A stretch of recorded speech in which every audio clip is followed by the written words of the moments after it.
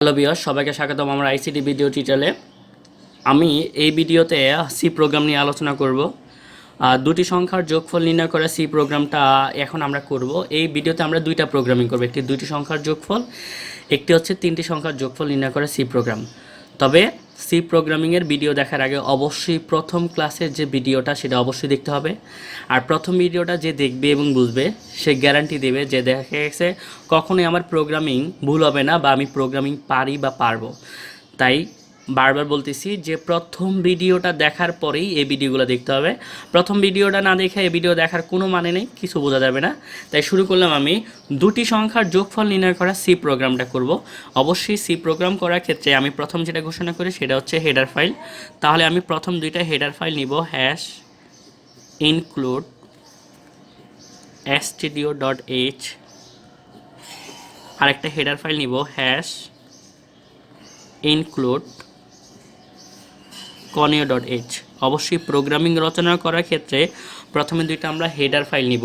আমার প্রথম ভিডিওর বেসিক যে কথাগুলো আছে, যে বেসিক যে কনসেপ্ট আছে সেটা অবশ্যই দেখার পরে এখানে আসতে হবে, আদারওয়াইজ কোনো লাভ হবে না। তাহলে প্রথম দুইটা হেডার ফাইল ইউজ করব, hash include stdio.h, hash include conio.h। ঠিক তারপরে আমি মেইন ফাংশন ইউজ করব। আমি ইন্ট মেইন নিলাম, ইন্ট মেইন ফাংশন। তারপর হচ্ছে যে আমার সেকেন্ড ব্র্যাকেটটা কাজ শুরু। যেহেতু দুটি সংখ্যার যোগফল নির্ণয় করতে বলছে, এখানে যোগফলের কথা বলছে, অবশ্যই এখানে গড়, ক্ষেত্রফল, তাপমাত্রা, তিন কথা বলে নেই, তিনটি স্টাইলে না। তাহলে গড়, ক্ষেত্রফল, তাপমাত্রা এই তিন কথা বললে হবে ফ্লোট, বাকি সব ক্ষেত্রে হবে ইন্টিজার। তার মানে আমি এখানে বলতে পারি অবশ্যই আমার ডেটা টাইপ ইউজ হবে ইন্টিজার, আর ইন্টিজারের ডেটা টাইপকে প্রকাশ করি আমি আইএনটি দ্বারা। তাহলে আমি ডেটা টাইপ ঘোষণা করব আইএনটি ইন্টিজার। আর আমাকে কয়টা সংখ্যার যোগফল নির্ণয় করতে বলছে? দুটি সংখ্যা। তাহলে দুটি সংখ্যাকে মনে মনে যদি আমরা এ একটা সংখ্যা এ আর একটা সংখ্যাকে বি ধরি, তাহলে আমার ইনপুট হচ্ছে এ আর বি। তাহলে ইন্টিজার ডেটা টাইপে প্রথমে ইনপুটের মান নিতে হয়। তাহলে ইনপুট হচ্ছে এ কমা হচ্ছে বি, আর এ আর বিকে দুটি সংখ্যাকে কি করতে বলছে? যোগফল। যোগফলের ইংলিশ কি? সাম। তাহলে সাম মানে হচ্ছে আমার আউটপুট। তাহলে প্রথম হচ্ছে ডেটা টাইপ, তারপর হচ্ছে ইনপুটের মান, তারপর হচ্ছে প্রসেস বা আউটপুটের মান। আউটপুটের মান কি? সাম। এ হচ্ছে আমি ঘোষণা করলাম ভেরিয়েবল। ঠিক তারপরে হচ্ছে যে আমি প্রিন্টএফের মাধ্যমে মান ঘোষণা করব, ইনপুটের মান ঘোষণা করব। তাহলে এখানে কটি সংখ্যার যোগফল নির্ণয় করতে বলছি? দুটি সংখ্যার যোগফল। তার মানে হচ্ছে যে আমার লিখতে হবে, আমি ইনপুটের মান ঘোষণা করব enter the two numbers, enter the two numbers, দুটি নাম্বার নাও, দুটি নাম্বার আমি নিব।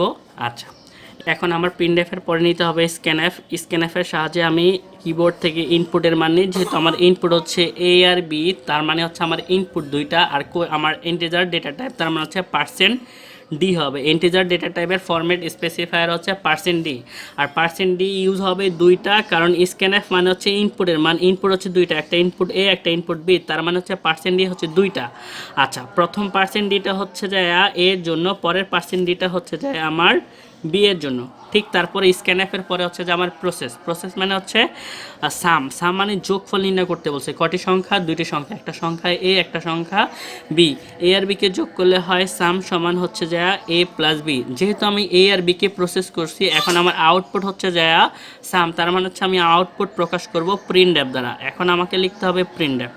আর যেহেতু আমার ইন্টিজার ডেটা টাইপ ইউজ করতেছি সামের জন্য, তার মানে হচ্ছে যে আমার প্রিন্টএফে মানে হচ্ছে এখানে ফরম্যাট স্পেসিফায়ার হচ্ছে পার্সেন্ট ডি, আর পার্সেন্ট ডি নিব একটা, কারণ আমার আউটপুট সবসময় একটা হয়। এই পার্সেন্ট ডিটা হচ্ছে যে সামের জন্য। আমার আউটপুট বের হয়ে গেছে। যেহেতু আমি দুইটা হেডার ফাইল ইউজ করব, তার মানে হচ্ছে আমাকে এখানে ইউজ করতে হবে গেট সিএস, সেকেন্ড ব্র্যাকেট দিয়ে কাজটা শেষ। এ হচ্ছে দুটি সংখ্যার যোগফল নির্ণয় করা সি প্রোগ্রাম। এখন আমরা দেখব তিনটি পূর্ণ সংখ্যার যোগফল নির্ণয় করা সি প্রোগ্রাম। তিনটি পূর্ণ সংখ্যার যোগফল নির্ণয় করে সি প্রোগ্রাম করার ক্ষেত্রে প্রথমে আমরা ঘোষণা করব header file hash include stdio.h, প্রথম হেডার ফাইল। তারপর হচ্ছে দুইটা হেডার ফাইল নিব, হ্যাশ ইনক্লুড conio.h।